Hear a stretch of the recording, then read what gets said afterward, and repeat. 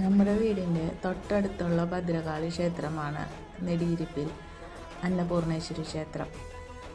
അവിടെ പൊങ്കാല പൊങ്കാല നമ്മൾ ഭദ്രകാളിക്ക് സമർപ്പിക്കുമ്പോൾ നമുക്ക് കൂടുതൽ സന്തോഷം കിട്ടും. നമ്മുടെ മനസ്സിലെ ചീത്ത ചിന്തകളെല്ലാം മാറ്റി സന്തോഷം നിറയുന്ന സമയമാണ് പൊങ്കാല. തിളച്ച് പൊങ്ങുന്ന ആ ഒരു സമയം അത് അമ്മയുടെ ഒരു അനുഗ്രഹമാണ് ആ തിളച്ച് പൊങ്ങൽ എന്നാണ് നമ്മളത് കണക്കാക്കുന്നത്.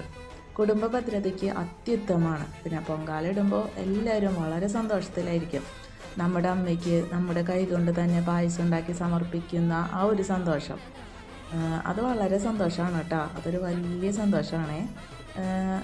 എൻ്റെ പൊങ്കാല ഇടലിൽ എല്ലാവരുടെയും ഒരു സഹായ സഹകരണം എപ്പോഴും ഉണ്ടാവാറുണ്ട്.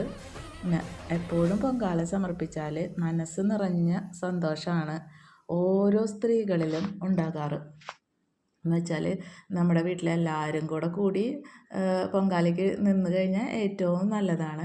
പിന്നെ അപ്പുറത്തുള്ള എല്ലാ ചേച്ചിമാരുടെയും സഹകരണം നമുക്കുണ്ടാവും എല്ലാത്തിനും. എന്ന് വെച്ചാൽ നമ്മുടെ വീട്ടിൽ നമ്മൾ ഒറ്റയ്ക്കല്ലേ എല്ലാ പാചകവും ചെയ്യണത്. പക്ഷേ ഇവിടെ അങ്ങനെയല്ല.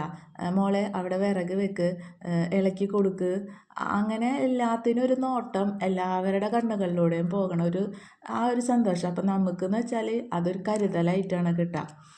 പിന്നെ നമ്മുടെ തൊട്ടടുത്തുള്ള അമ്പലമാകുമ്പോൾ എല്ലാവരും നമ്മളറിയണവരായിരിക്കും. ആ ഒരു സ്നേഹം നമുക്ക് അനുഭവിച്ചറിയാൻ പറ്റും. പിന്നെ ഇവിടുത്തെ ഒരു പ്രത്യേകതയാണ് മകരച്ചൊവ്വ ദിനത്തിലെ പൊങ്കാല. ചൊവ്വയിൽ നമ്മൾ ഈ പൊങ്കാല സമർപ്പിക്കുമ്പോൾ എന്ന് വെച്ചാൽ അത് ഒരു പ്രത്യേക വഴിപാടായിട്ടാണ് അവർ ചെയ്തുകൊണ്ടിരിക്കുന്നത്.